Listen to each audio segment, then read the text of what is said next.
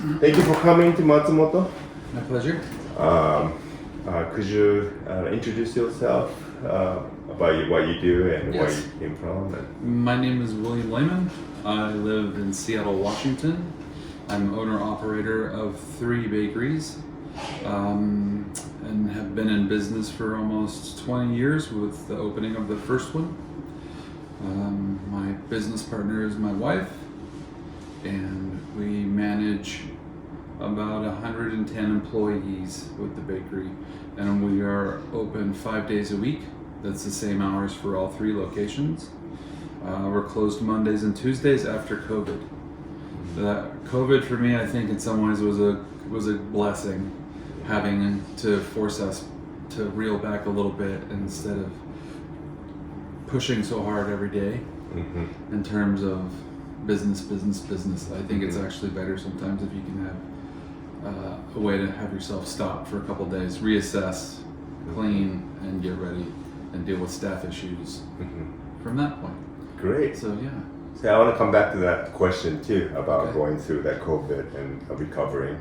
But could you tell me about your love to the baking and where it came from, and since when you started to, be interested in really baking? Yes, I remember walking into the bakery June 4th, 1988, and the smell is the thing that stands out the most.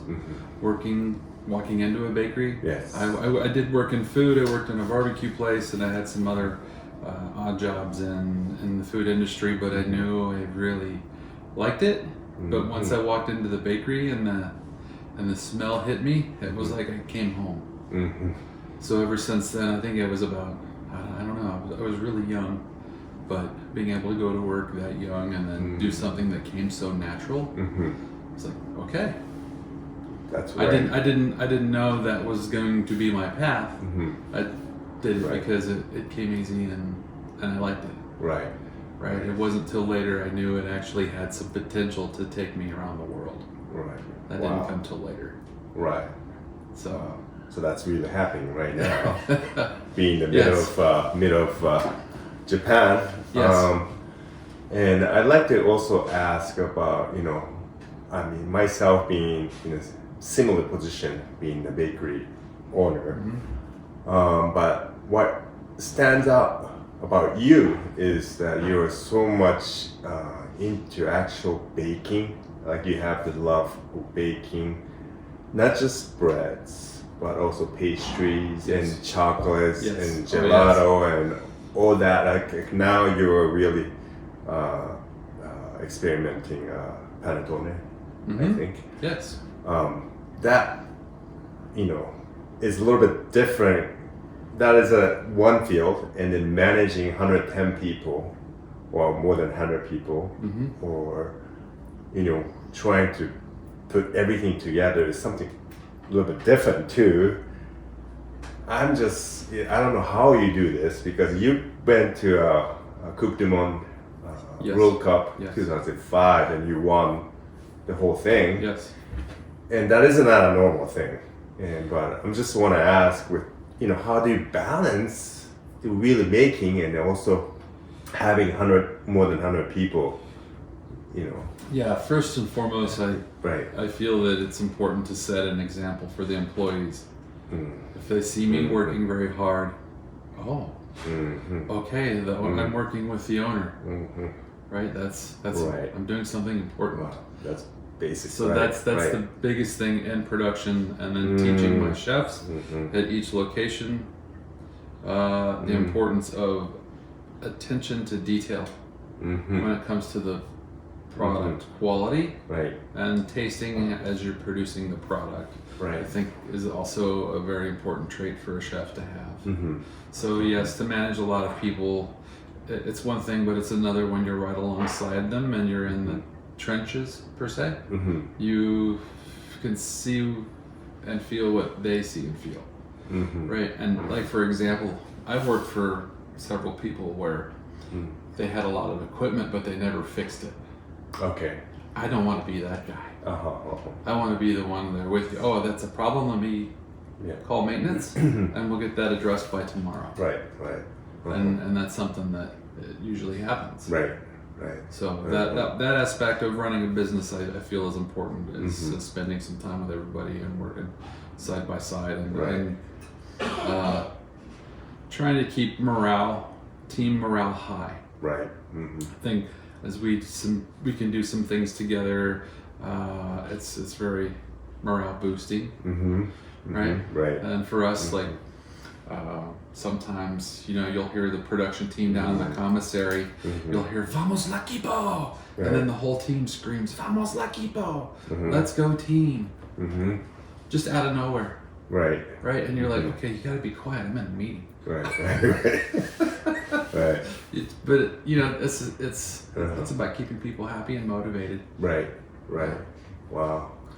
But how about having that many people and you have so much variety of products? Yes.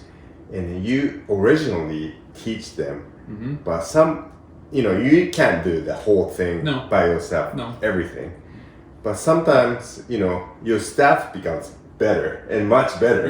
Yes. And so I don't know what else I say, but I know where you're going, and you know what's great about the variety? Right. The employees do not get stagnant. They spend 2 years on viennoiserie. I really want to learn bread. Oh, okay. Well, they end up going over to bread for 2 years or 1 year. Right. And learning that discipline. And then, you know what's important here is I think you should spend some time cross-training and go help desserts.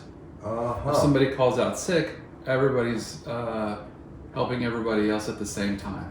Right. So we do a lot of cross-training to maintain that and keep that excitement moving forward. Okay. That's the one advantage that you have. Yes, with the variety of products. Of things. Yeah, and usually if somebody comes in new and they don't have a lot of experience in the bakery, I love to start them on the oven. Oh. You need to know how to bake. Wow. Before you do anything else.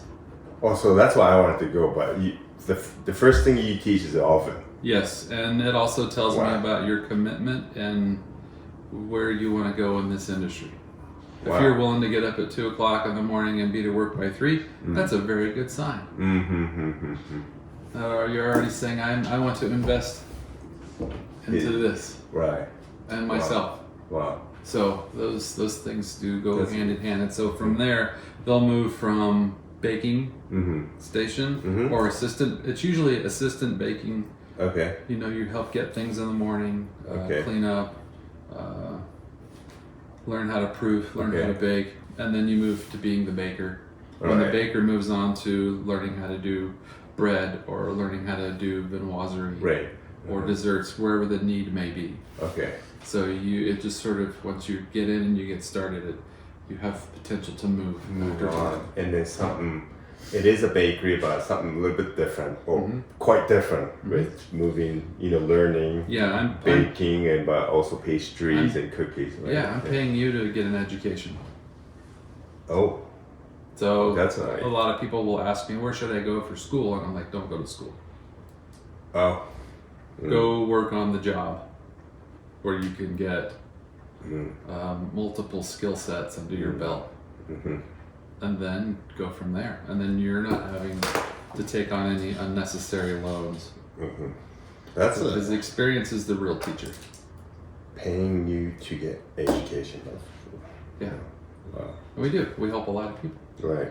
We help a lot of people move upward and onward, and it's amazing to raise them. Right. Sometimes I feel like we're raising bakers and finishing the job the parents didn't, especially in the States. You feel that sort of responsibility of having that kind of company that's already grown to 100 people. And you start to feel that way. Yeah. And I'm investing in you, and you're investing in me. So I think that's lent itself to a lot of long-term employment within the company. How do you keep your, as an owner, and then you've been teaching them, carrying them for, let's say, 4 or 5 years, and then they want to go. How do you, within yourself, how do you compromise or what? Well, if they want to go if they want to move on and work for somebody different in a different city, I am very happy to help. right? If they want to, like, you know, I really love what I'm doing, but I need to go and be somewhere different and see what else there is. Right. So I know people around the country, and I'm more than happy to Right. send them on to like Patisserie 46, for example, in Right. Minneapolis, Minnesota. Oh, okay. John Krause is an extremely talented pastry and chocolate individual. So like he's sending me somebody here in a couple weeks. Oh, okay. Right? So that's a And good we'll do that. connection. Yeah. And then for that person, it's They go and spend a couple years there. Right? Wow. Man, and you work with some really good people within the industry after 5 years or 10 years. And you're with 3 or 4, you know, potentially 3 different very good people. Right. It's amazing what it does for yourself, because you're giving yourself a foundation. And I think that's the biggest part is, you know, us as bakers, yeah, they may come in baking and doing only one thing, I've not done anything else. But once they're in, we offer enough diversity in the skill sets that we are helping you build a larger foundation so you can go higher in your career. Okay. That's Yeah. Not Wow. everybody sees that, but that's why you're trying. That's my script. Right.